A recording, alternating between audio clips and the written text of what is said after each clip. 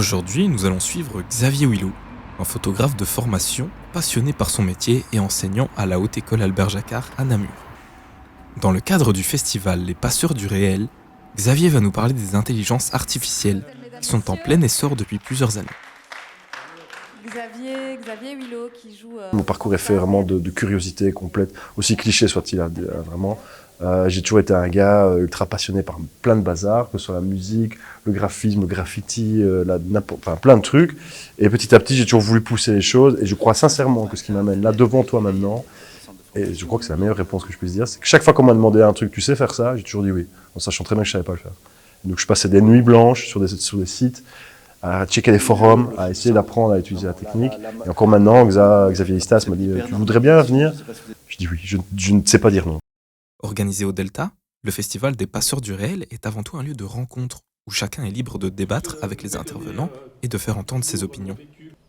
J'aime bien le conflit que ça peut générer, le fait de pouvoir parler des intelligences artificielles, surtout dans un secteur graphique et audiovisuel. Ça peut m'aider à certains moments à canaliser des idées que je peux avoir.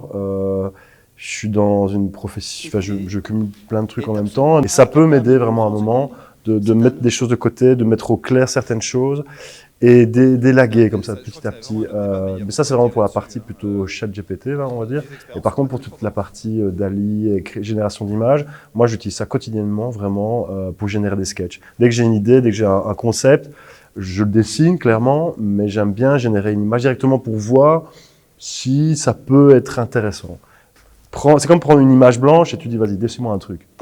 95% des gens, oh, je ne sais pas quoi faire. Va sur une application genre DALL-E ou qu'est-ce que tu veux, tu dis, vas-y, génère-moi une image. 95% des gens vont dire, bah, je ne sais pas quoi faire. Pareil. Ces intelligences artificielles sont capables de générer du contenu en seulement quelques secondes.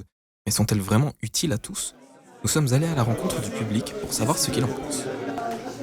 L'intérêt, c'est que ça permet d'échanger sur un sujet qui est super vaste, super large, et là où on a l'habitude d'y réfléchir tout seul dans son coin, là on peut en discuter tous ensemble, et donc forcément ça ouvre des pistes auxquelles on n'a pas pensé tout seul dans son coin.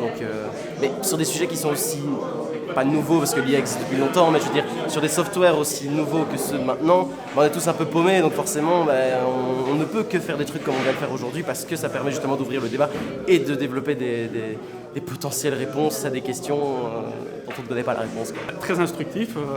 Il y a encore plein de débats sous-jacents qui doivent être posés, mais voilà, c'était une bonne première pierre à l'édifice.